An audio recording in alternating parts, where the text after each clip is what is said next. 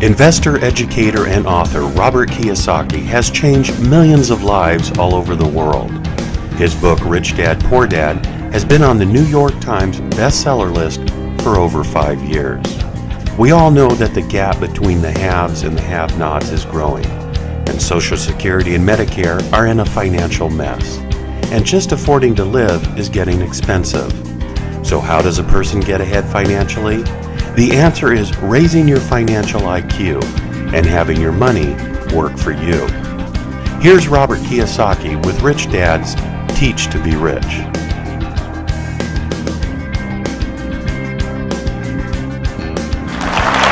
Thank you. Thank you very much. Thank you. Thank you. Thank you. You're very kind. Thank you. Please take your seats. Thank you. May I see a show of hands? How many people have already read Rich Dad, Poor Dad? Good. Thank you. Has anybody not read it?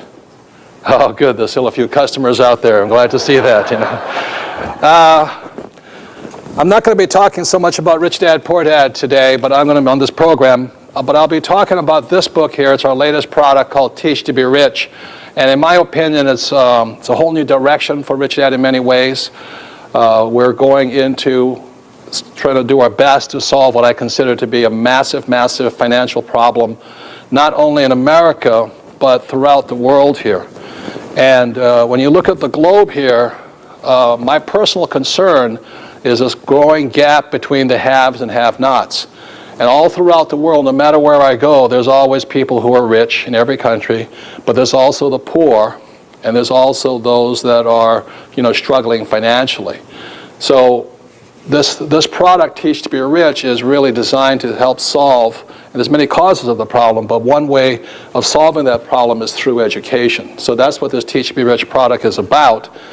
And if I could explain what's happening in our school systems, there's many types of education, like there's music education, health education, cooking education, stuff like this. But to be successful in today's complex world and getting more complex world, we need 3 types of basic education. And one of them is academic education, which is reading and writing and arithmetic. It's very important that you be able to read and write. The second type of education is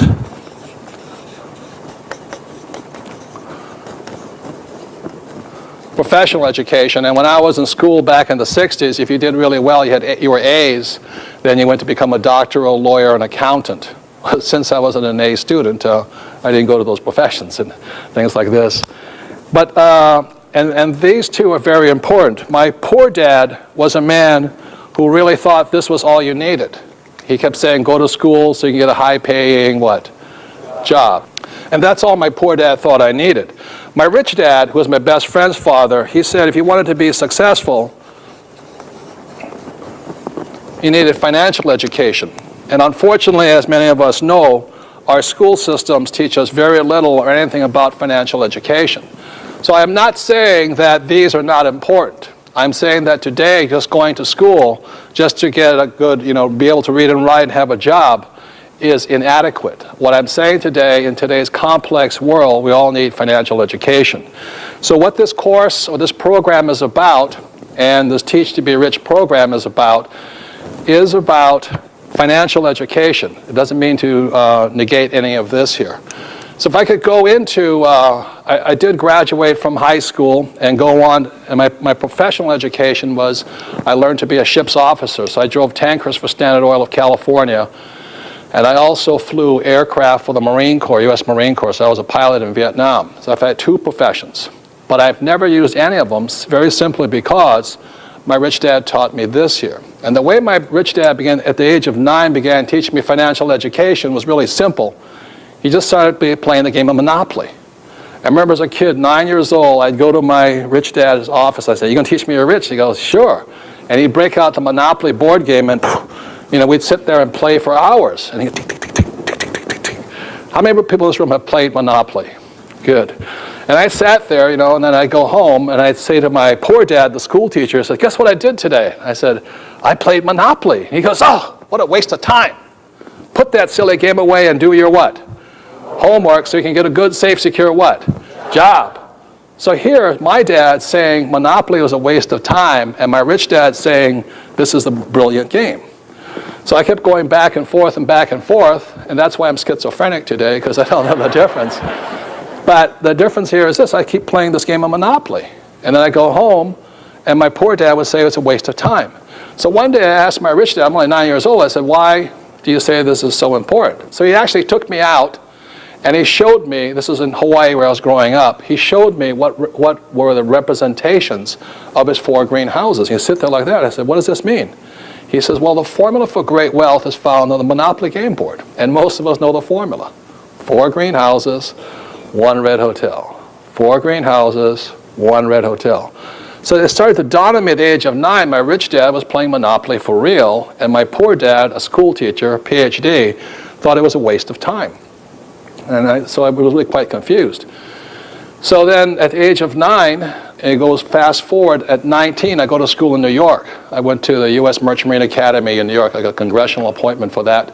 So I come back from school in New York. I'm now 19 years old, and my rich dad has bought the big red hotel smack dab in the middle of Waikiki Beach. And suddenly I went, holy mackerel, he's done it. In 10 years, he went from a poor man to a rich man playing Monopoly. And meanwhile, I go back to my dad, and he's still saying, be sure you get good what? Grades, and get a good what? Job. And that's why the whole difference is spanned. So one of the reasons I was able to retire at a relatively early age of 47, my wife was 37 when she retired, was not because of what we learned here. And again, I'm not saying this is important. I'm saying it was because this is also important today. So at the age of 47, I retired very simply playing Monopoly. And today, I still play Monopoly. I think it's a really fun game, So my concern, and the reason I created this Teach to Be Rich program is because, as I said, all across the world, there's a growing gap between the haves and have-nots. The good news is, people in China and India and things like that, many of them, their standards of living are coming up. But the poor are still poor. And that's not that healthy. So if I show you a diagram here, this here is the year 2000. And this is why I'm concerned. In my opinion, and many economists and other people would disagree with me, right now the U.S. looks like this. You have the rich, and you have the poor. Okay. And this is the U.S., but it's a worldwide problem. And in here, you have the great middle class. My concern is that by the year 2020, and it's just going to start in a few years, it's going to look like this.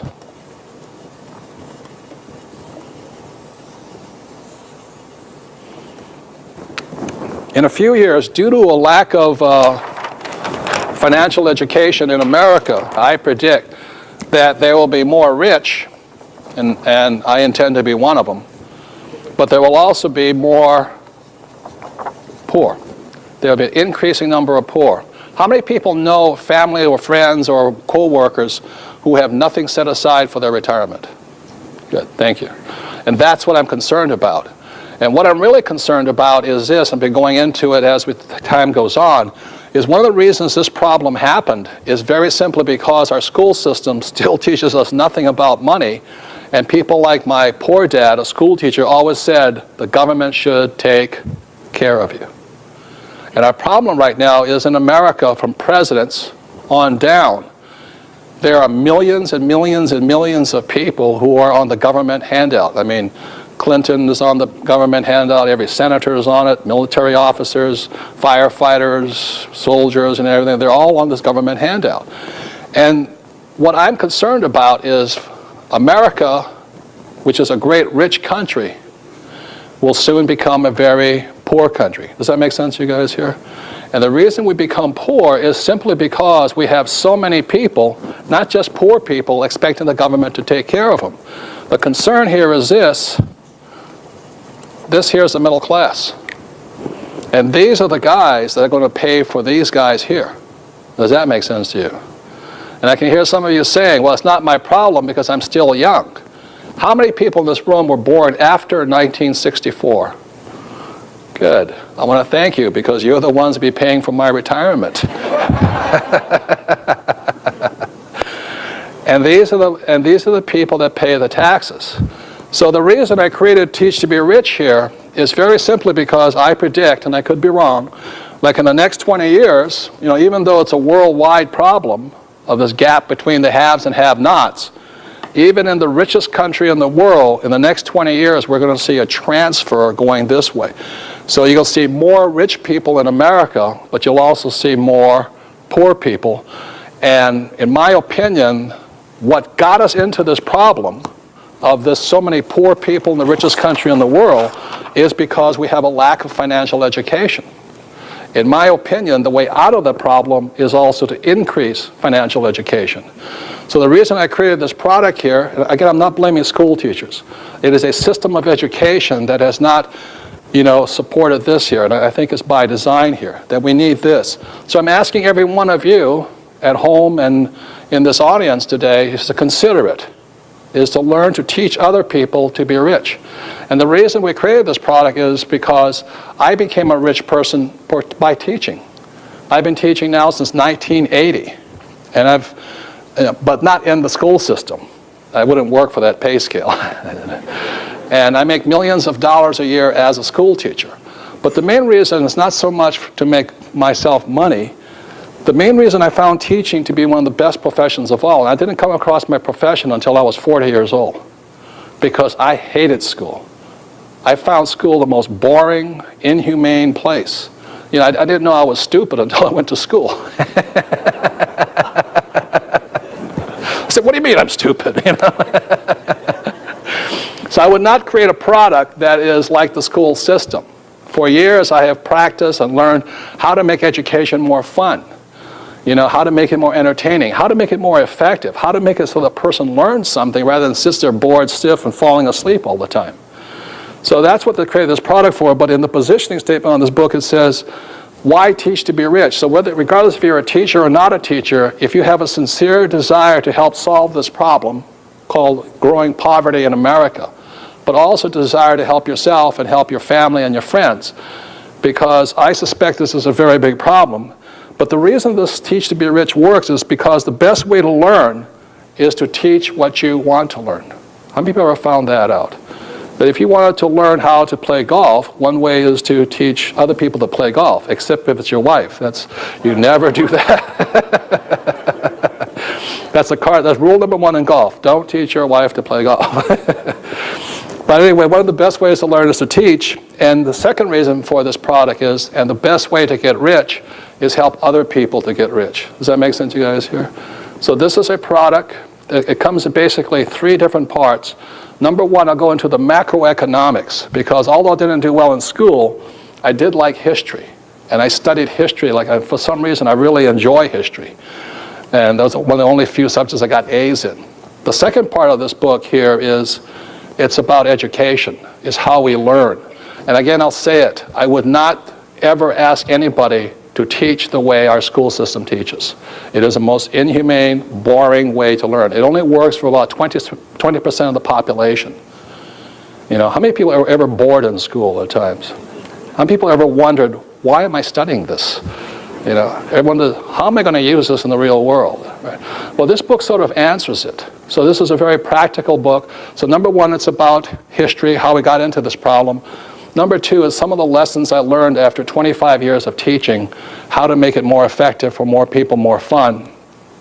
And number three in this program, you'll be meeting my real advisors, the people that really are the A students around me. It's like I said, one of the things I learned in school was the best way to get smart is sit next to the smartest girl in class, but the teachers always called that cheating, at test time, like this. But in the real world, that's called cooperation, and stuff like this. So later in this program, you will be meeting some of my real advisors. And again, as the introduction said, your financial advisor may not want you to look at this program. And the reason they may not want you to look at this program is because in this program, you will learn that some of the best financial advice is bad financial advice. Like the advice of work hard. How many people are told to work hard? How many people are taught to save money? Good. For those of you who think saving money is interesting, stay tuned. You'll find that's one of the worst, most risky investments you can do. 3 is invest for the long term, or get out of debt. How many people heard get out of debt? Good. You'll find out the people that win are people who are debtors, and savers are losers. And the 4th thing is invest for the long term. How many people have heard that one? And how many people heard the word diversify, diversify? Good. In this program, you'll find out why that is very bad financial advice, but the only reason it's good financial advice is because most people don't have this. It's good financial for these people, save money, work hard, get out of debt and all, but not for these people who have this here. So that's really what the program is about. My concern, again, is, like I said, right now in the year 2000, we have a strong middle class, the economy's booming, housing prices are up and things like this, but it's going to start shifting here. And the main reason it's going to start shifting is if we can go to the plasma up here, there are 5 major macroeconomic events that are starting to happen right now that may cause America tremendous problems. Number 1 is cheap oil. America has boomed up to this point because oil was cheap. Number 2, funny money. What I mean by funny money is the US dollar, after 1971, became the reserve currency of the world. The U.S. government can print as much money as it likes and the world will take it. As long as the world will take it, we're okay. But the moment the world says we don't want this monopoly money anymore, it's toast. So there's a great book for those who have any questions on funny money. It's written by a friend of mine, Richard Duncan, and it's called The Dollar Crisis. And he goes into explaining why the US dollar, how it got to be the most powerful single currency in all the world. We have never been here before, ladies and gentlemen. We have never been here where there was one currency that dominated the world. And the problem with it, the federal government is printing it faster than any of us could ever save it. And so that's why I say funny money is going to change and it'll only change if the rest of the world says we won't accept it. And already the petrodollar countries like who have oil are now thinking about not accepting the US dollar. If that ever happens, we're toast. They'll start taking the euro and other currencies. If that happens, everything as we know it as this economy crashes, or at least changes. So that's why this book here, The Dollar Crisis by Richard Duncan, is a very important book to read. The 3rd reason why I'm predicting this is going to happen right over here is right now America has a very young labor force. The baby boomers, one of the biggest booms ever hit. It's worldwide. In America, there's approximately 75 million baby boomers. In 2008, which is only about 2 years away, the first baby boomer starts to retire. Number 4, China and Russia were communist back in the year 2000. Now they're capitalists. You have no idea what that means. You have no idea, because the oxymoron is something like military intelligence, postal service. Well, the oxymoron is Chinese communist, because I grew up in Hawaii, and most of my friends who are Chinese, they are not communist. My Chinese friends are all capitalists. They're some of the smartest money guys I've ever met in the world. In fact, Hawaii is owned by the Chinese today. They're so smart. And now that they're coming on, in 2001, China was allowed to enter the WTO, the World Trade Organization, and they're coming on strong. Russia's coming on strong. Eastern Europe's coming on strong. What that means for all of us here is this idea of a safe, secure job with benefits, like the transit strikes and all that. It's toast. If you're thinking right now that you can keep getting a pay raise, think again. Because the guy that's competing for your job now lives in China, India, or Russia. That's the problem of the world right now. And the 5th point, America is rich. Up to 2000, we're the richest country in the world. Will we continue to be that? I don't know. There's a good possibility that we might become, right now we're the biggest debtor nation in the world, and the only reason we're the biggest debtor nation in the world is because funny money. So I'll just summarize right now is the main reason I created this book is because we're making the shift right now.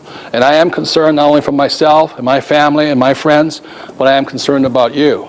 I wish I could say this book would help everybody, but obviously it can't. Because some people, when it comes to money, will never change.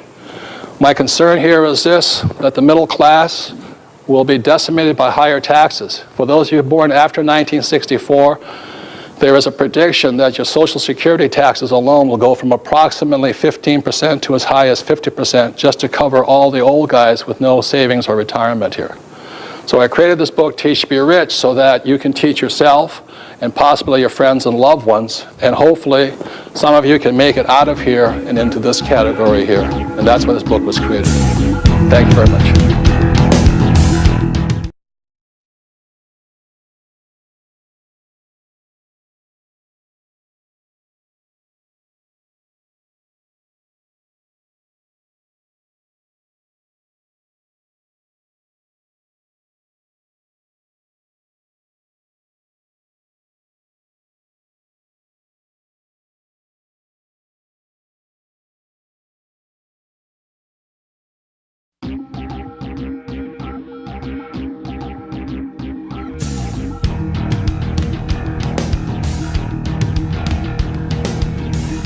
Investor, educator, and author Robert Kiyosaki has changed millions of lives all over the world. His book, Rich Dad, Poor Dad, has been on the New York Times bestseller list for over 5 years.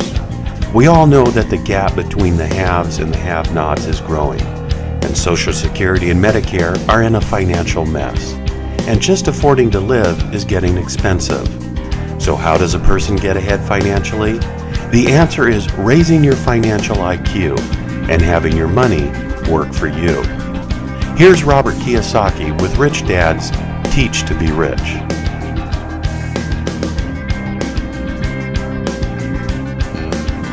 So welcome back, and before I go into Teach to Be Rich, the program, I thought I'd give you a little bit of my background on Rich Dad, Poor Dad for those who may not have read the book. For those who may not have read the book, because my name is Robert Kiyosaki, it sounds like Kawasaki. I wish it was Kawasaki. I'd be a worthless playboy in Tokyo spending daddy's money, you know. Anyway, I'm fourth generation Japanese American, which means I don't speak Japanese, or at least that's my excuse. And the reason I say that is almost in self-defense, because a lot of people have studied Japanese, and they come up to me at the breaks and go, "Hey, yes, ho, yo, yo, yo," you know? And I go, "I have no idea what you're talking about," you know. I barely speak English and things like this. Anyway, so I was raised in Hawaii, went to school in New York.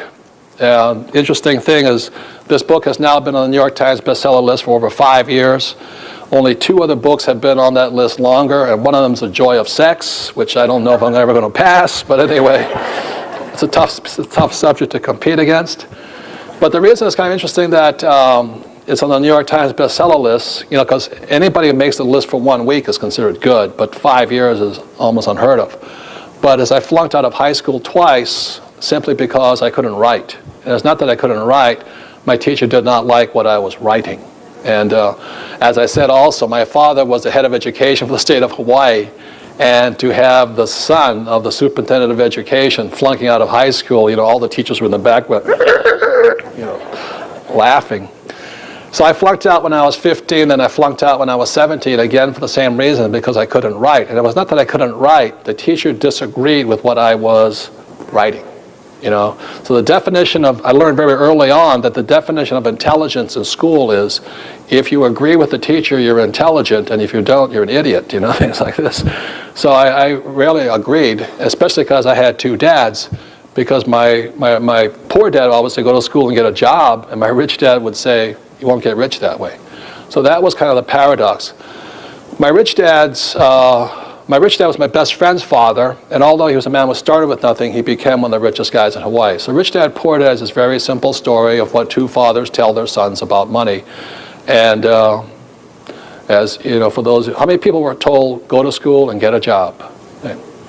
And what my rich dad said, that's not the way you do it. So the book has been fairly controversial, but fundamentally what this book is about the subject of accounting and financial literacy and why the rich are getting richer. That's what this book is about. And the reason I mention accounting is I did go to business school for about a semester, and what I flunked out on, again, was accounting. You know, it was the single most boring subject I had ever studied. You know, I used to wake up in accounting class and my print was all blurred. And the reason it was all blurred because I was drooling on it, you know, things like this.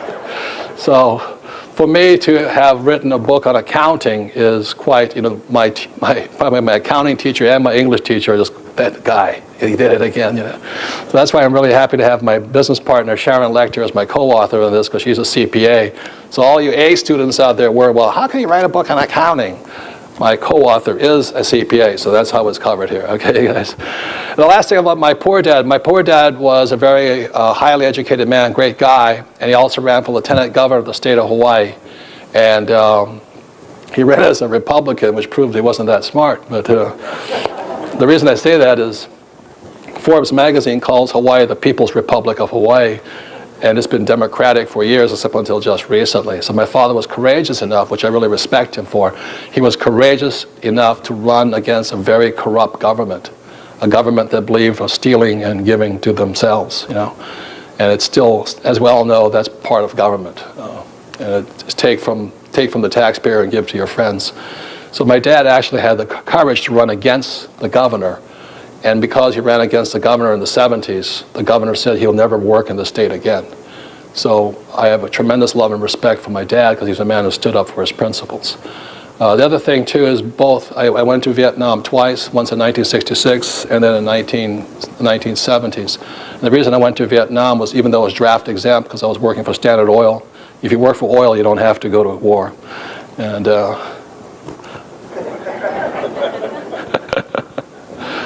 I think that's funny, personally, but anyway.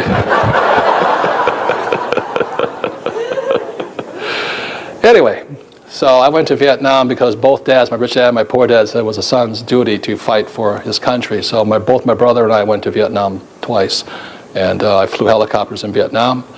And when I came back from Vietnam, that's when I decided I was going to listen to my rich dad and not my poor dad. Because my poor dad always said to me, go back to school, get my master's, get my PhD. And I said to my dad, what?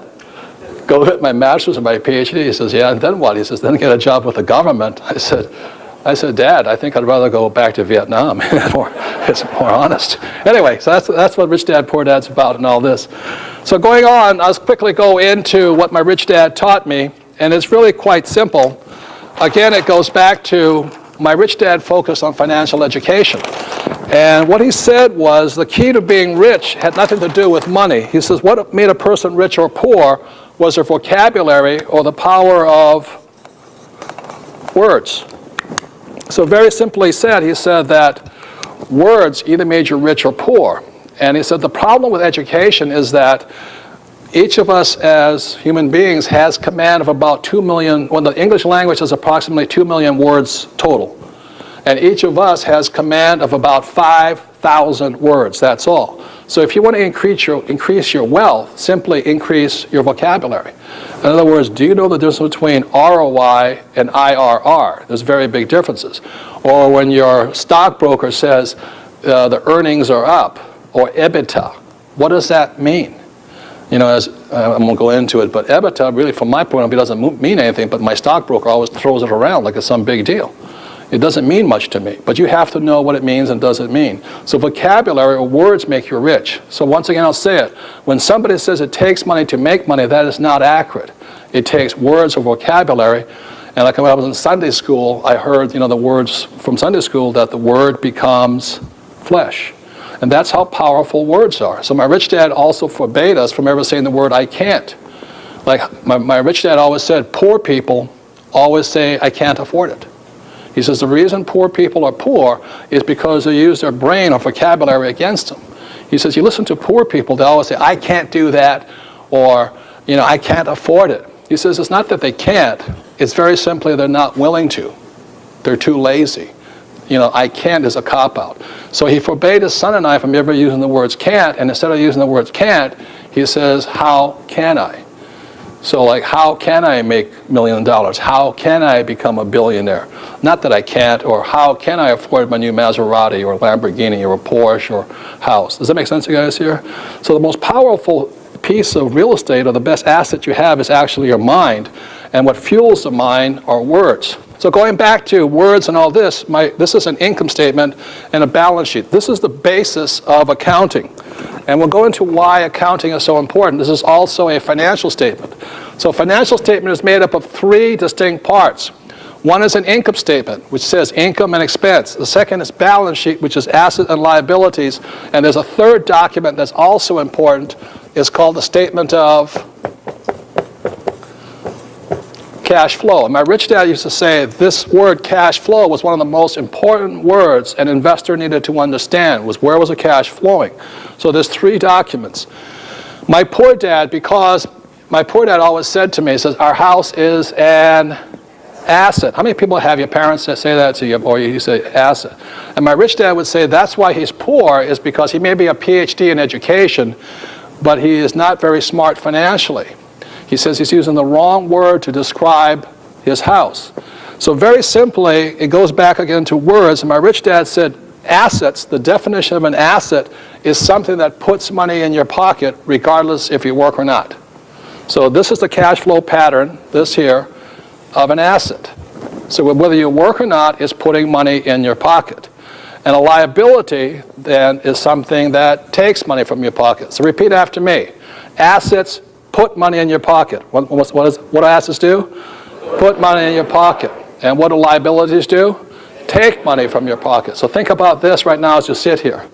As you're sitting here at this moment, and you at home think about this, how much money is going out of your pocket whether you work or not, and how much money is coming in if you work or not. And that's the test.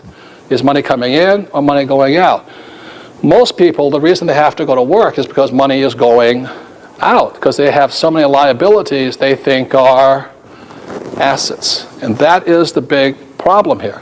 So very simply, I'm not saying don't buy a nice house and all this, but the reason the middle class is in trouble, they keep buying bigger houses, and then as the price of the real estate went up, they keep using their house as an ATM machine. You know, it's $100,000, they pull more money out, home equity loans, pay off credit card bills. And the world says that's really smart, because you're now paying off your credit card bills with your house. I mean, that's moronic, because all you're doing is increasing the liability. Does that make sense, you guys here? Hello, you say that? That's very important. So the reason my wife and I were able to retire early and my rich dad got richer was he very simply kept buying more houses and properties and businesses that put money in your pocket. So I ask you to think about this right now. How many things you have are assets? In other words, if you, and let's say you're married, your spouse stopped working, how many things keep putting money in your pocket? And if you stop working, how many things keep taking money in your pocket? That's what you know an asset or liability is. When I was in Singapore, I asked that question. I said, how many of you have good assets? And this woman raised her hand and said, I have an asset. I said, what is that? She said, it's my husband. He's a great asset, you know. Every month he makes lots of money. I said to her, I said, ma'am, I'm talking about a non-human inanimate object. And she says, that's my husband.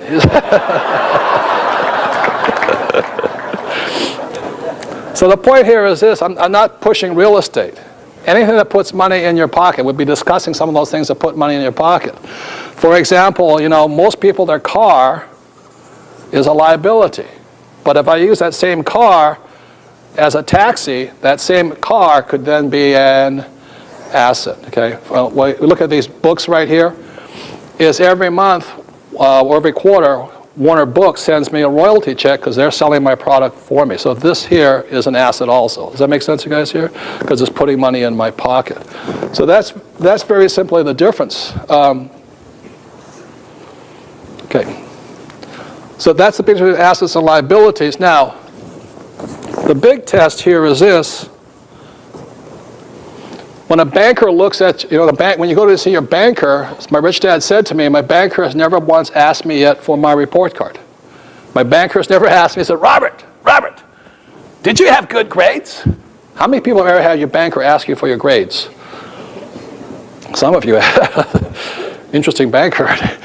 My banker has never asked me what school I went to. When you go to see your banker doesn't really care about how academically smart you are. What they want to see is how financially smart you are. And the only way a banker can measure your financial IQ is by looking at your financial statement. Now, if you don't have a financial statement, and a lot of people don't because they don't know what it is, then they ask for a credit report. And I don't have a credit report because I have financial statements. If you're going to play the game of money, you really do need to have financial statements. That's a very big difference here. If you don't have financials, it means that you're not serious about money. So when a banker looks at your financial statement, this is your report card.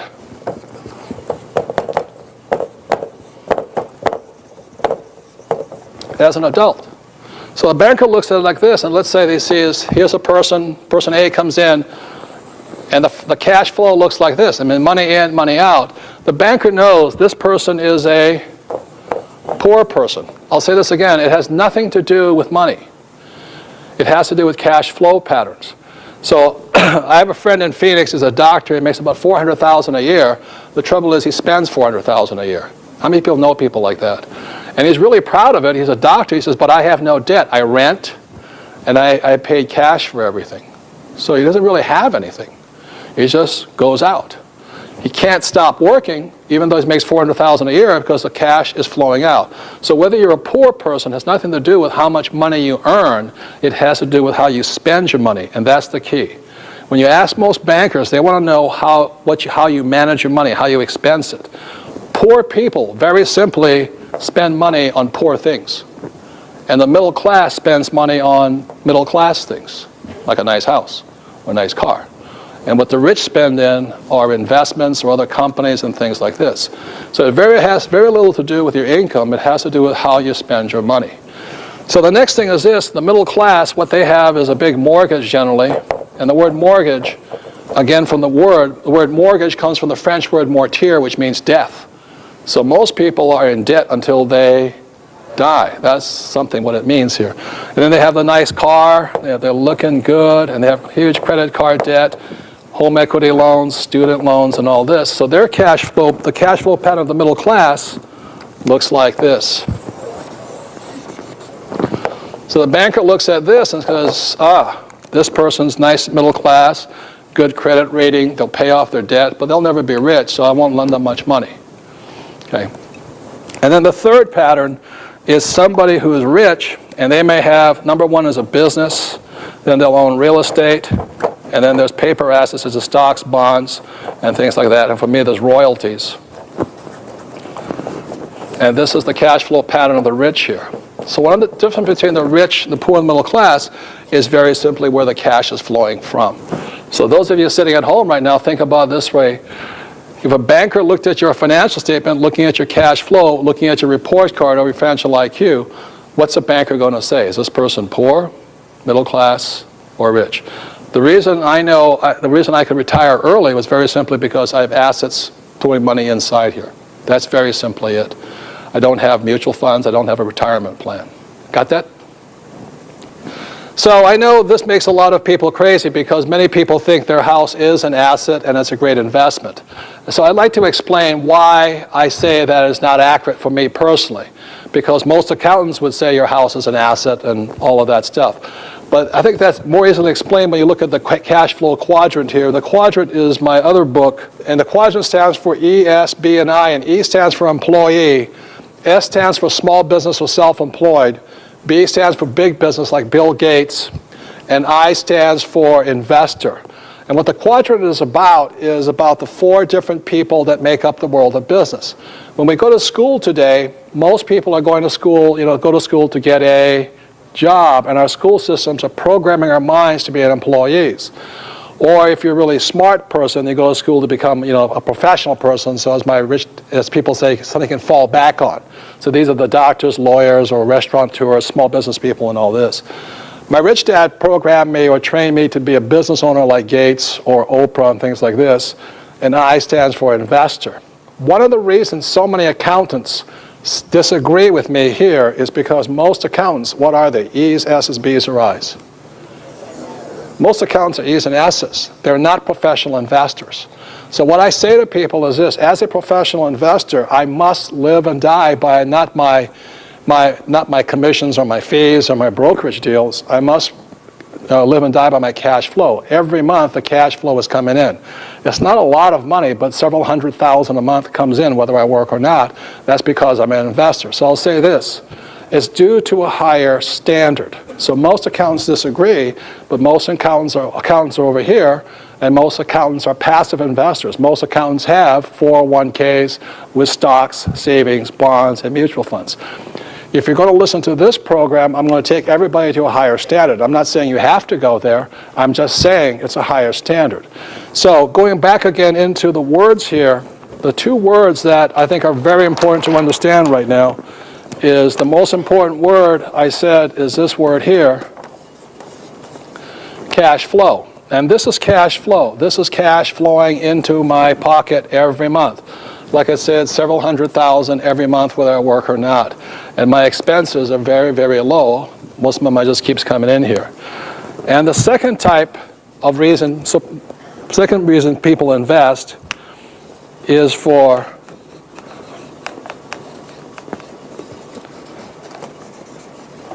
capital gains. Now, capital gains, what that means here is that you buy, let's say, a stock or a piece of real estate, and the price goes up. So let me show you this.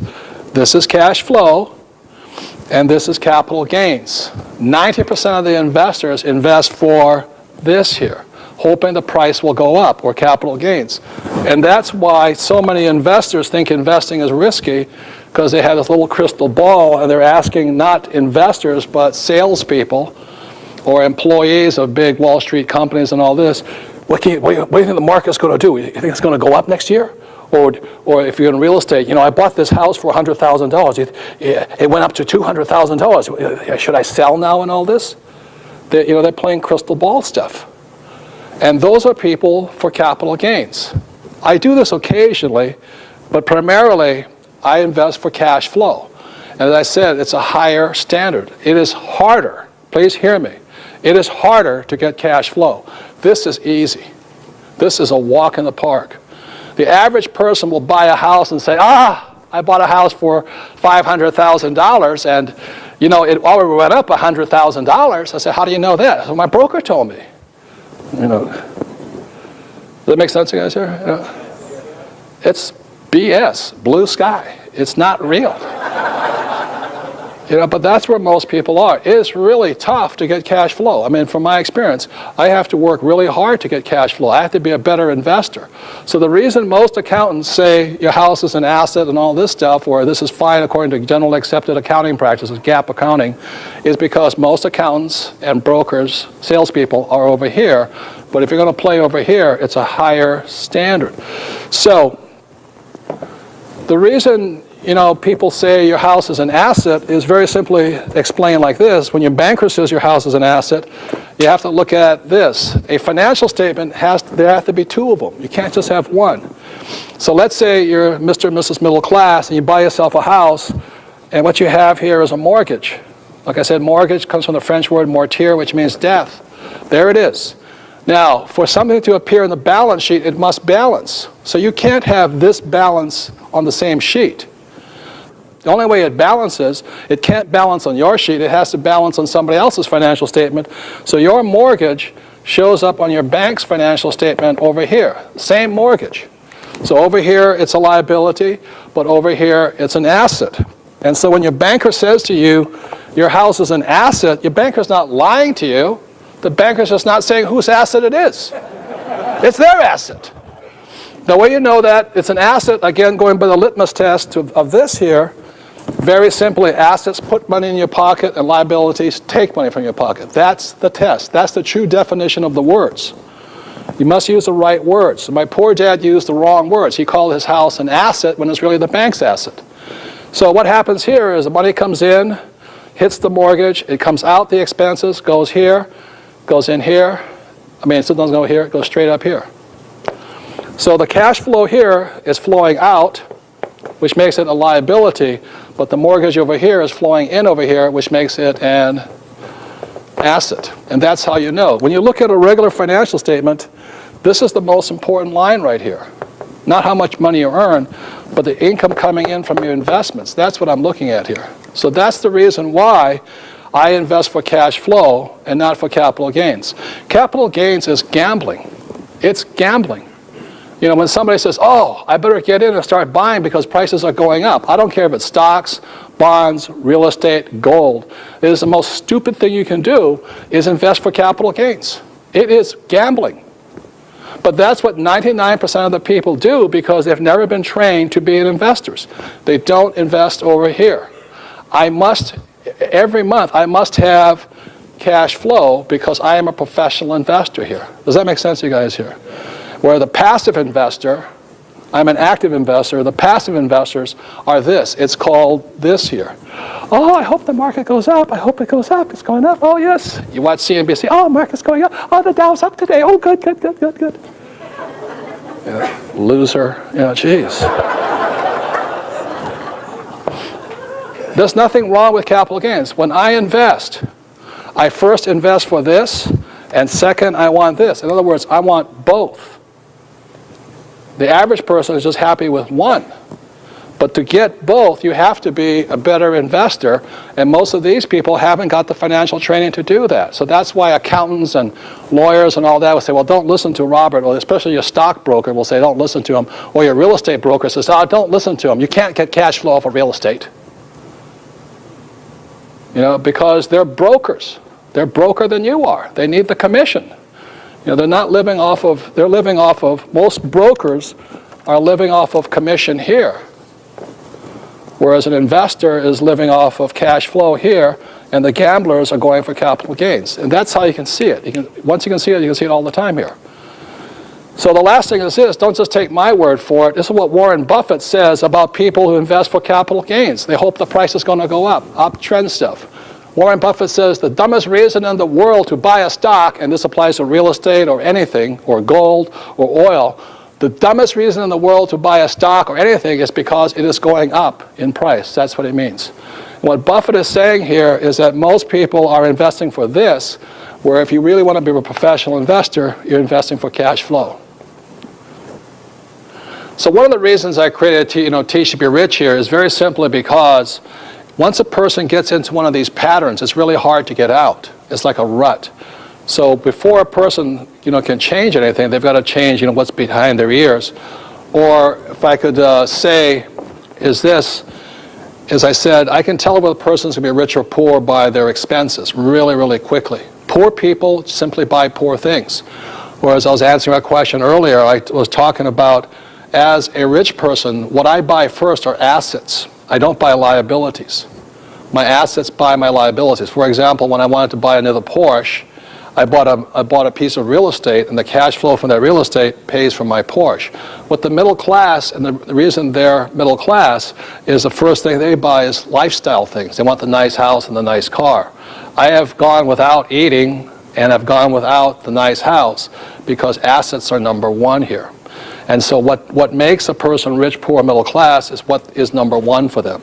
For the poor, number one is just pure survival. For the middle class, it's looking good, keeping up with the Joneses. And number three are assets. And when I talk to a person, I can tell really who they are simply by what they're buying, but also what it shows up here. So the reason, again, for creating Teach to Be Rich, as well as a cash flow game, is they are designed to bust up the patterns inside your head, because if you don't change the pattern, nothing really changes there. So moving forward, again, because our school systems don't teach us much about financial education, we learn that at home from our parents. So on the plasma screen over here, you're going to find out what the poor teach their kids about money. So the poor, like my poor dad really sincerely, he thought, I'm a good man and the government should take care of people. How many people know people like that? The government should take care of you. And so that's why he believed in a government job, he believed in, Social Security, and he believed in Medicare. But as I'm saying, the reason I created this Teach to Be Rich program, as you're going to see by the end of it, is the debt for a number of people, starting with the president on down, expecting to be taken care of, is going to wipe out a great country like the United States. But as I said, it's also a problem throughout the world, because all over the world, the rich are taking from the poor, actually, through taxes and things like this. So that's what the poor believe in. And what the poor person is, as I was answering your question, is the poor are basically non-investors. Poor just simply believe the government's going to take care of me, or the company's going to take care of me. And that's why they're poor. They have a very poor financial mindset. It doesn't mean they don't make a lot of money. My poor dad made a lot of money. He was a very high-paid government official, but he never invested it because he thought investing was risky. And you'll find out in this program that investing is not risky. The second group is the middle class. What they believe in, this is their financial education, a good education, a high-paying what? Job, a big house. Your house is your most important investment and asset, and they all believe in that. And a pension. And a pension either comes from the government or 401k or something like that, and those people are basically they're passive investors. So they invest, but they turn their money over to somebody they hope and pray is smarter than they are. And unfortunately, most of the time they aren't, because they're turning their money over not to investors, but they're turning their money over to people who are salespeople, not investors. And what the rich believe in, this my rich dad taught me, is number one, he says, be an entrepreneur, like Bill Gates and Oprah, and be an investor, an active investor like Buffett or Trump. So what Teach to Be Rich is about is for people who want to understand how to be entrepreneurs and how to be active investors, not passive investors. So that's what this program is really designed for. If you still want to put your money in a 401k and all that, this may not be the program for you. But stay tuned, because I think you'll find out that the 401k or those pensions or mutual funds or stocks or savings or bonds are the riskiest of all investments. And that's what happens to passive investors, where active investors want higher returns with less risk.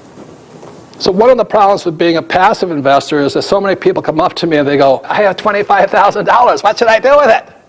And the first thing I say is, if I were you, I wouldn't tell anybody you have $25,000. Because if you don't know what to do with your $25,000, there's a lot of people that do, you know. And generally what they're going to do is tell them to put it in their pocket. And this is what this program is about here, is many times the people giving out financial advice are not rich people, but salespeople. This is what Warren Buffett has to say about financial advisors. And this is on Warren Buffett says, Wall Street is the only place that people ride to in a Rolls Royce to get advice from those who take the subway. And that is my experiences. So as this program rolls on, you'll be hearing that the idea of work hard, save money, get out of debt, invest for the long term, and diversify is really bad financial advice, highly risky financial advice. So that's why at the start of this program I said, be careful, because your financial advisor is going to say, don't watch this program, because this is the advice they give. My rich dad said this. He says the reason they're called brokers, like stock brokers, real estate brokers, insurance brokers, is because they're broker than you are, And they have to live on their commissions and things like this. There's nothing right or wrong with it, because I still use brokers. The problem is most people do not know, because they're passive investors, because there's no financial education, they don't know a good investment from a what? Bad investment. They don't know a risky investment from a safe investment. They don't know a good advisor from a bad advisor. And that's what this program is about. It is designed not to sell you any investments, but hopefully to improve your financial intelligence, your financial IQ, to make you a better investor and make better investment decisions. Thank you very much.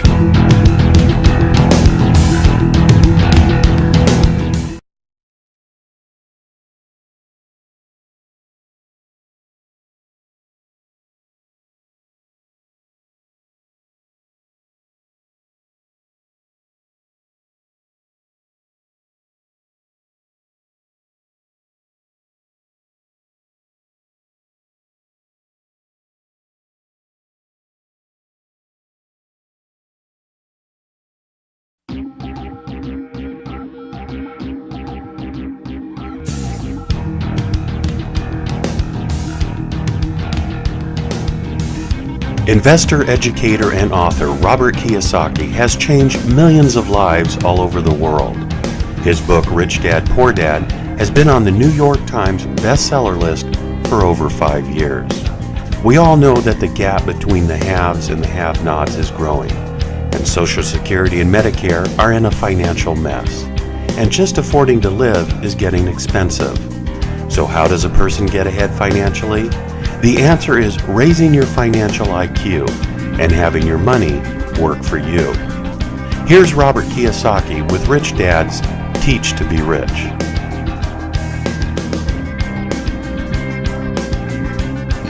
So welcome back, and I'm going to be moving into now a little bit of history, but also why the world is changing so much. So a very important year is 1974. And the reason 1974 is important is, according to my opinion, it was a shift when America and the world shifted from socialism to capitalism.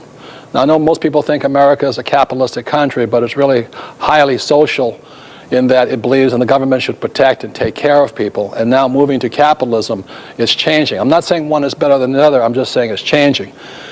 But 1974 was the year I came back. I got out of the Marine Corps after 5 years as a pilot in the Marine Corps. And I went to my dad. And as I said before, I asked him, what should I do with the rest of my life? And my dad said, go back to school, get your master's, get your PhD, and get a job with the government. And I went, oh my God.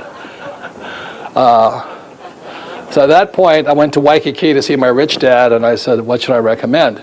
But the saddest thing about 1974 when I talked to my poor dad was very simply, my poor dad in 1974 was saying, go back to school with my PhD so I could get a safe, secure job. And my dad was unemployed. He was about, 1974, he was about 50 years old. And the reason he was unemployed, like I said before, he ran for lieutenant governor against his boss, the governor. And the governor said to my dad, you will never work in this state again. In other words, you will never get a job here. So here's my dad. He did all the right things except stand up for his conscience and run against a corrupt government. And at that point, he never got a job again. So that's why at that point I knew I'd better listen to my rich dad. And I went to see my rich dad, and I went to see him, and I said, I want to follow in your footsteps, not my poor dad's footsteps, and I want to be an entrepreneur and an investor. In other words, I didn't want to go over here with my PhD, I just wanted to come over here. So he said, I said, I'll be an entrepreneur. And the first thing he said to me, he says, if you're going to be rich, you're going to be an entrepreneur, you must learn how to sell. And that was my first real awakening to the real world. He says, if you can't sell, you'll never be an entrepreneur. He says, that's what entrepreneurs are doing all the time. And I had this really negative block because my family, being school teachers, thought that salesmen were the scum of the earth. I had to go against my family's biases about salespeople, and I got a job with Xerox, and for 2 years I was the worst salesman Xerox had, and then 4 years later I was #1 in sales and things like this, so I learned that. But that's why 1974 was so important to me. But even on the world scheme, 1974 was important because that was the introduction of a thing called ERISA. And ERISA stands for Employee Retirement Income Security Act, which led to, back a few years later, to a thing we now know as a 401k. This came out about 1980, so 74 to transition to that. And I think the primary reason I do this Teach to Be Rich and all this stuff, and I created the Rich Dad Company, is because of this act over here. It is one of the biggest changes that we have had in the world today, but very few people have taken notice of it. Because the 401k is a very significant little investment type of vehicle. The reason the 401k is so important is because it is probably the riskiest of all investment vehicles. You know, your banker won't lend you money for it. You can't get insurance on it. And not only that, it only will work for about 20% of the population. If you're making less than $150,000 a year, it is doubtful whether the 401k will provide enough income for you when you need it. So the reason the 401k in 1974 is so significant is that why this is important, like I said, was the shift from socialism to capitalism, 1974. But what it signified was this, was that the companies, the big corporations, were no longer going to take care of the employees. That's what it meant. Up until this point, my poor dad had the right idea. Go to school, and the company and the government will take care of you. 74 was so important because basically the big corporations were saying, employees are too expensive, we're not going to take care of anymore. So we're not going to protect the employee. So the employee suddenly had to come from here to over here as passive investors. And they have no financial education, which is really why I'm upset with the school system, because even though the world changed, our school system still teaches us very little about money. And I always say, you know, rich or poor, smart or not so smart, we're all going to use money, so why doesn't the school system teach something about money? But even though the 74 change happened here, nothing happened. And that's, like I say, well, how many years is that? 25, 30 years ago that change happened. Our schools still do not teach us anything about money. But this is what's happening in America today. USA Today did a survey, and they found Americans' greatest fear is running out of money during retirement. And that fear is now caused by this 1974 change, because people now realize that a 401k is not a pension. a 401k is now a savings plan. And the difference between a pension and a savings plan is this, is pensions will take care of you for your rest of your life. A savings plan will only take care of you as long as you have money in the account. So that's why USA Today found the greatest fear is that. Then the Fox network did the same survey, the one to find out what the greatest fear was. It said, is terrorism a greatest fear or retirement a greatest fear? And what Fox found out, these are approximate numbers, Fox News, they found out that about 22% or 26% thought that terrorism, Al-Qaeda, was the greatest fear. 60% thought that running out of money was the greatest fear during retirement. And the reason that is happening, again, for this change right here. And so that's why I created this book, Teach to be Rich here, and all this, is because there are millions of people who are afraid of running out of money during retirement because our schools haven't picked up the slack of the change of 1974. I believe it is this law change that the reason I created Rich Dad, Poor Dad, the Rich Dad Company, the cash flow games. And in the year 2002, I wrote this book here called Rich Dad's Prophecy. How many people have read this book here? Good, a lot of you have. It's not as popular. This was not a very popular book because this book was written about the 1974 change. And all of my predictions in this book, many Wall Street companies came after me. Many magazines came after me. They absolutely trashed this book. They called me a quack. I didn't know what I was talking about. But it is, I think, not the most popular book, but the single most important book for many people. So, again, this was 2002. And then in 2005, 3 years later, the New York Times says the same thing that prophecy says. Exactly the same thing. So this is 2002, this is 2005, and it says here, we regret to inform you that you no longer have a pension. That basically what they're saying is that these people after 1974, pension plans became one of the biggest sources of funds for the rich.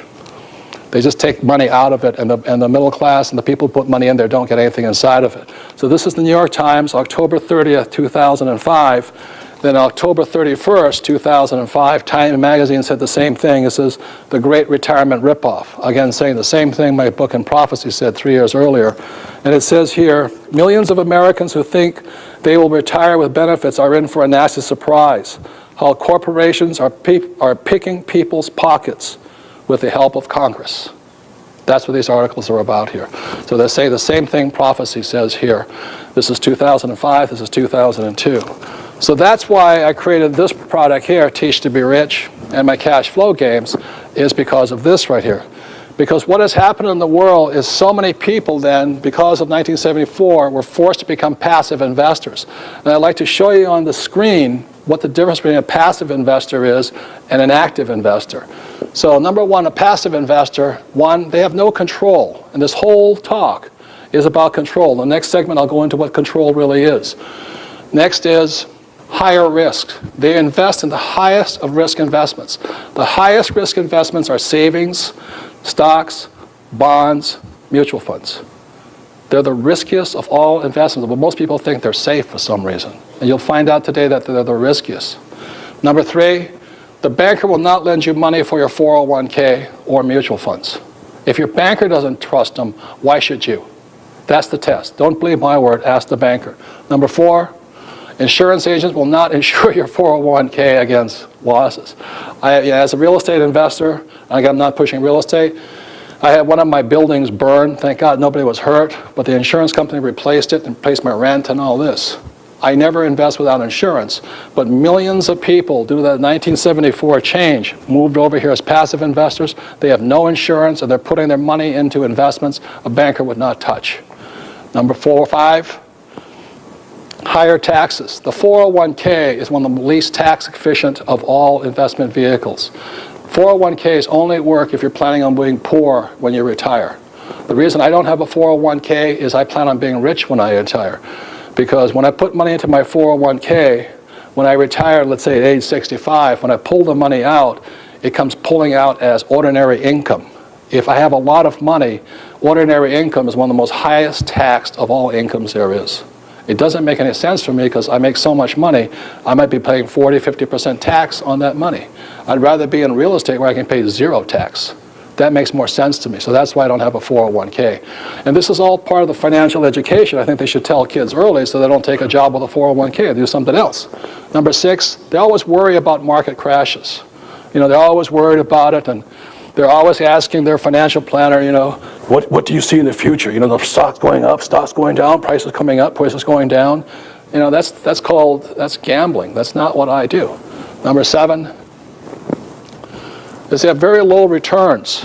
This book, Unconventional Success, is written by a man named David F. Swenson. If you don't take my word for it, take his word for it. He's a chief investment officer for a company called Yale University. This guy's a very smart guy. It's a great book. But he says this, that mutual funds have not done any returns over the long term. The reason I'll go into a little later on, the reason mutual funds have not had high returns is because the fees they take out of them. I'll be going into that a little later. So if you insist on investing in paper assets, I would buy this book here because it's a great book. But he goes into why investing for the long term in mutual funds absolutely makes no sense, even over the long haul, because there's almost zero returns in them. Not zero, but very low returns. Number 8, the plan can run out of money. As I said, the problem with the 401k, it is not a pension plan, it is a savings plan. Number 9, you may never retire with a 401k. As I said, the 401k might work for about 20% of the people. As long as you're making over about $150,000 a year, it will not work for those making less than that because you just can't put enough money aside. And that's one of the problems with that.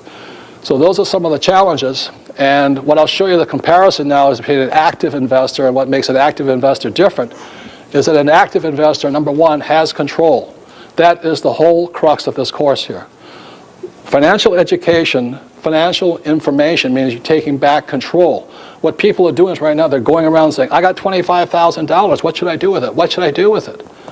You know, they don't have any control. Number 2, they're a lower risk, and I'll go into why the risks are lower if you're a passive investor. Number 3, I use my bank's money, OPM. One of the ways you get rich faster is don't use your money, use somebody else's. Number 4, I use insurance. I don't invest without insurance. I have to have some kind of escape valve in there in case I'm wrong. Number 5, I may pay 0 taxes. One of the reasons I love real estate is I got the biggest tax breaks, and it's fabulous. I mean, I can make millions of dollars and pay 0 in taxes, or at least defer. Number 6, I welcome market crashes. Most people are afraid of market crashes. Like, I can't wait for the next market crash because that's when I'm going to buy again. The passive investor lives in fear of crashes.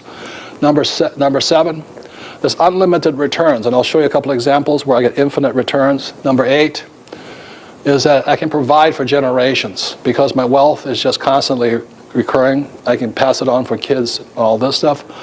Number 9, I may retire early, and I retired at age 47 because I had financial education and no job. And so those are some of the differences right now. So with that, I'd first like to bring up Scott and Michael come up. Michael's my attorney. He's the author of OPM, Other People's Money. And Scott McPherson and I did this tape, is How to Get Your Banker to Say Yes. So, Michael, would you give a little bit of background on this book here real quickly? Question for you. You find a great deal. In order to get into that deal, you need $1 million. You don't have $1 million. What are you going to do? Do you walk away from the deal? The answer is a resounding no. You use other people's money. There are lots of different forms of other people's money. Scott will talk about some of them. There are different requirements for the different forms of other people's money. Some of them, different types of other people's money will be more applicable to different types of deals. This book is about that. Now, when you bring in other people's money, do you necessarily have to give away the store? There will be a cost. Okay? Again, the answer is a resounding no. Okay. Okay? So the point here is this, is one of the skills I had to learn as a young man was how to raise capital. It became one of the most important skills. So many times people say to me, well, I can't afford it. They find these great deals, but they go, I can't afford it. Rather than say, how can I raise the money? So one of the things that makes the rich richer is I don't use my own money, I use other people's money. What Yep. my rich dad said to me, he says that only lazy people use their own money. So when somebody says, well, when do you use your own money? The only time I use my own money is when the deal is so good, I don't want anybody else in it. When the deal is shaky, I use other people's money. That's generally the rule of thumb there. Now, Right? nobody is saying that money is going to magically appear. But we will tell you that if it is a good deal, you can always find the money. Even if it's a bad deal, sometimes you can find money. So, This is true. yeah, thank you. And so Scott McPherson is my banker. Anytime I have any questions on how to raise money or on especially real estate, I mean, this is my man. He is my banker, and he and I did this CD audio program is how to get your banker to say yes. But before you go talk to the audience here is, as a banker, do you lend money for mutual funds? I do not. Why not? The primary reason, and you hit it on your screen just a second ago, is lack of control and too speculative and too much of a risk. And if I could, Robert, for just a second, please. I'd like to show you an interesting scenario. In this particular case, it doesn't matter if it's a single-family home or an income-producing property, where we place a loan on the asset, we may loan 80, 90, 70%, maybe 100% of the value of that asset. Because it's a tangible asset, it makes sense, there's income and cash flow. For example, let's just say I'm the bank at that point. However, if you were to go buy my stock and I'm the bank, and you were trying to borrow money to buy that stock, you may be able to get 50%, maybe on a margin account to buy the stock of the bank that just loaned 80 or 90 or 100% on that single family home or whatever the asset was.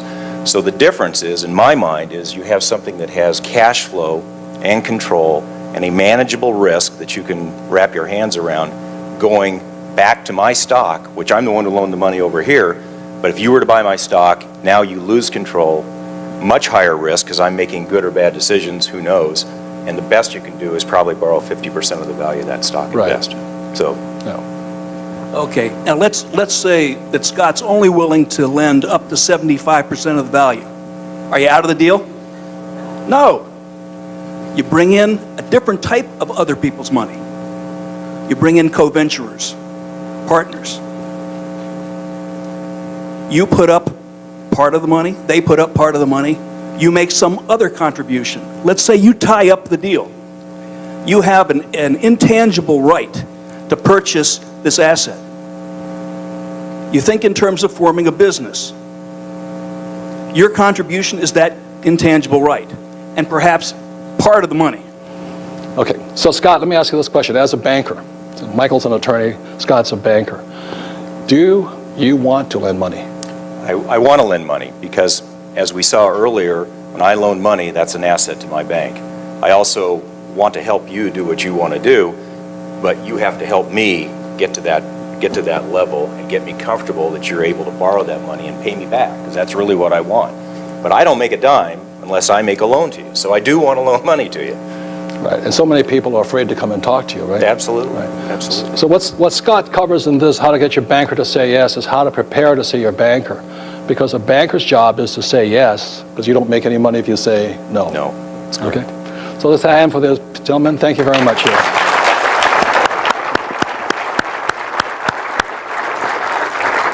So, in conclusion, I want to say really quickly up here, I'll just show you how this whole thing works.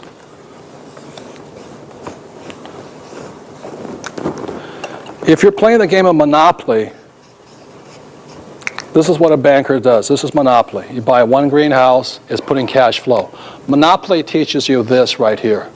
The difference between cash flow, it took it to the next level of understanding this.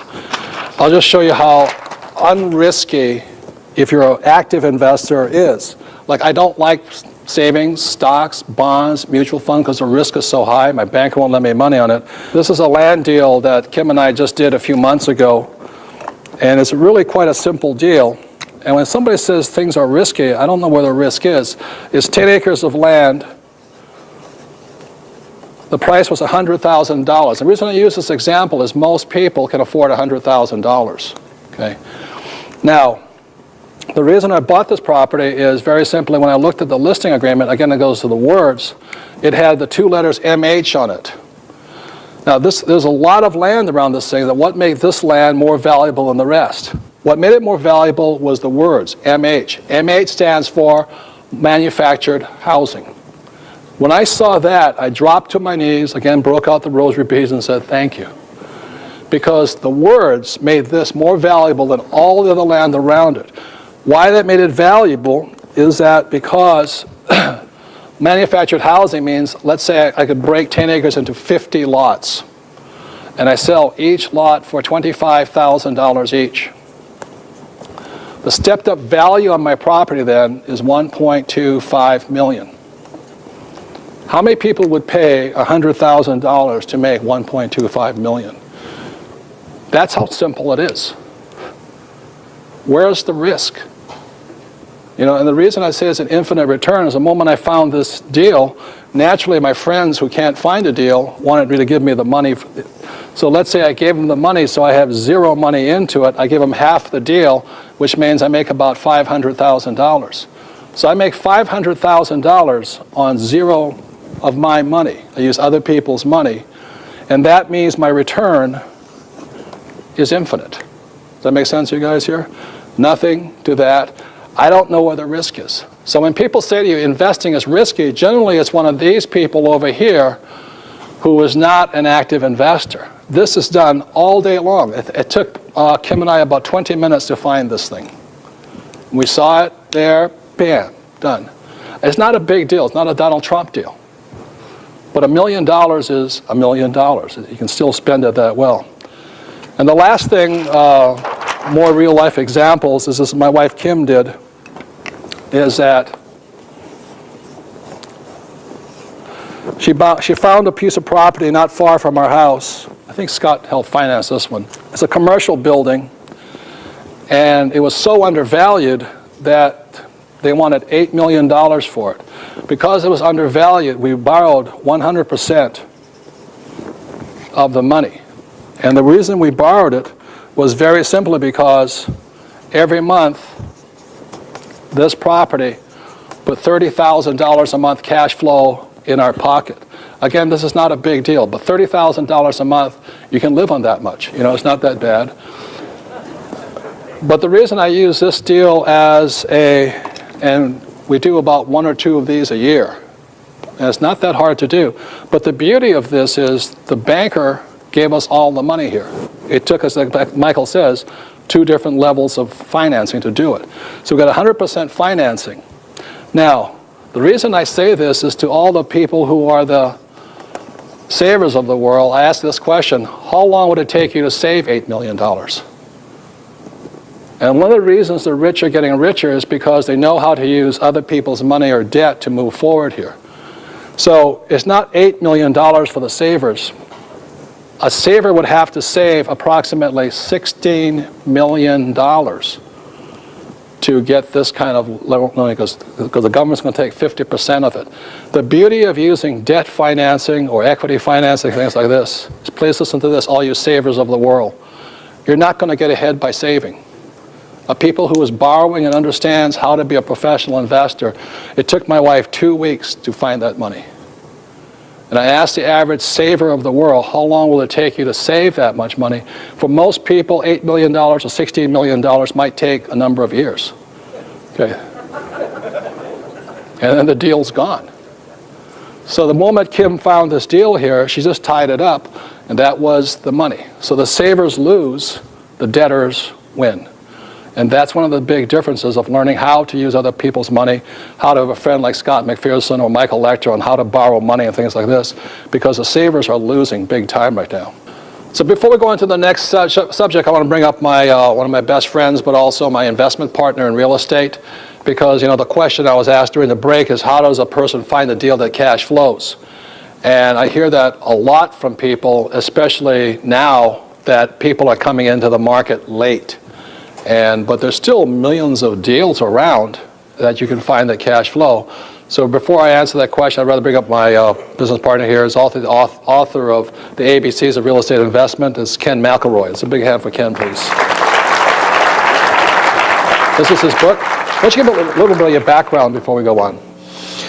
Sure. Well, like many of you, I started off investing in one single-family home and condos primarily, and then eventually started buying larger and larger properties.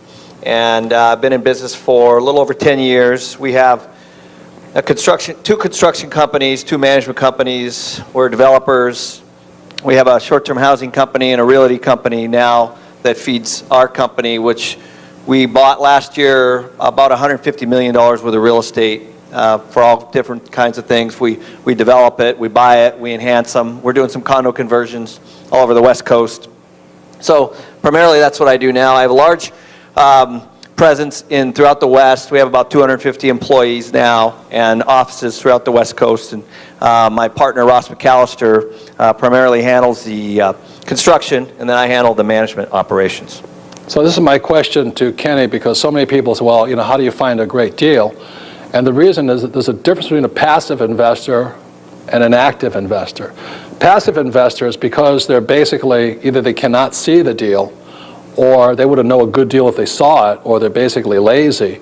They just go to the broker, the financial planner or somebody says, do you have an investment for me? And naturally they do. It's generally mutual funds, stocks, or bonds, and they're always readily available. Real estate is different because you have to really look, or even in stocks you have to look really hard. So my question to you is this, is how many deals do you look at a week? I personally look at least 30 a week, probably. I look at 4 or 5 a day, I bet. And they take me anywhere from 5 to 10 minutes each because I know what to look for. Right. And how many of them are bad out of 30? 30.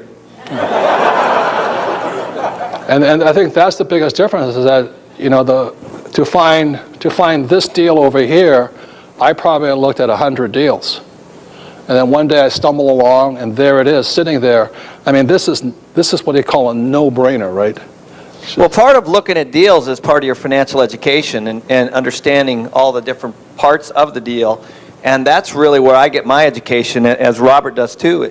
Some of them are land, some of them are retail, some of them are office, some of them are multifamily. And so through that process, you learn quite a bit when you make a phone call or ask questions. And then eventually you find something like this. Yeah, we're looking constantly. That's what an active investor does.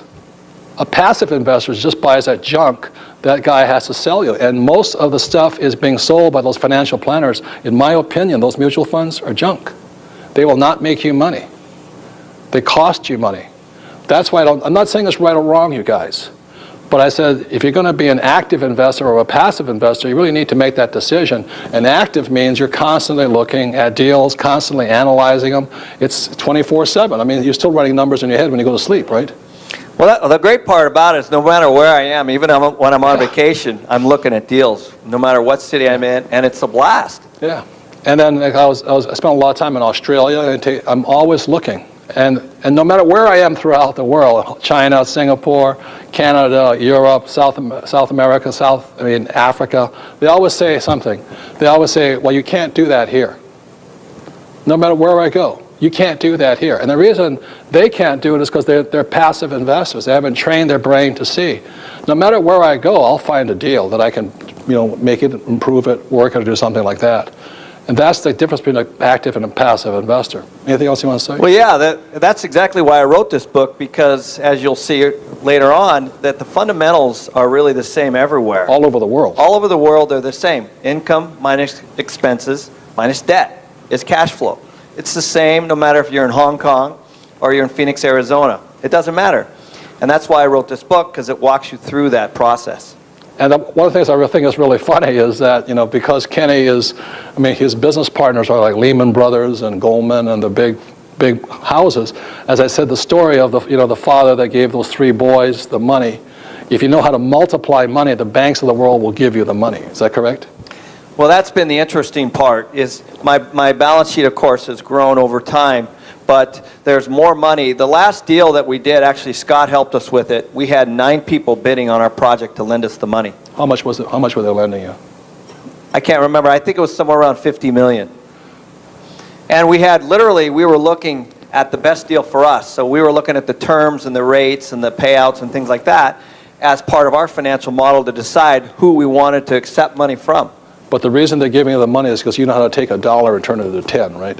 That's right, and because we had the team behind us. And that's really the skill a person has to learn. So many people want to do what Kenny does or what I do, but they're not willing to put the time in. They're passive investors, not active investors. And the thing that's even funnier is because Kenny's always in the marketplace, you know, we're in Scottsdale, Arizona, Kenny's developing this condo project, and everybody's crying the blues. I can't find a deal that cash flows, and Kenny has this condo conversion right on the main road in Scottsdale with the best piece of property in the Arizona area, and yours will cash flow, right, even if I buy them. And we just bought it 2 weeks ago, 300 units. Yeah. So one of the keys to finding great deals is you got to have friends in the industry. It's called insider trading. You know? Well, you know, in the stock market that's illegal. In the real estate market that's perfectly legal, right? Absolutely. So that's how I find deals. It's like, again, like I said to the gentleman, it's who your friends are, who you spend your time with. If you're spending time with people over here, like accountants and attorneys and all that who are non-investors, I think you're nuts. If you want to spend over here, that's where you find the deals are, because they always tell their friends first, right? Well, and I think it's been mentioned before, there is so much money to be given to you if the deal makes financial sense. You need to decide how it makes financial sense, and that's why I wrote the book, because it walks you through what's a good deal, what's a bad deal. Good. A big hand for Kenny, please. Thank you. So again, would you take 1 minute to discuss that? Look, ladies and gentlemen, there's millions and millions and millions of dollars right in front of you. But if you haven't trained your brain because you only have academic or professional education and no financial training, then you'll always be poor. You'll always think, well, it takes money to make money, or I don't have enough education, or I'm not rich, and all this stuff. Unless you change what's up here, nothing's going to change.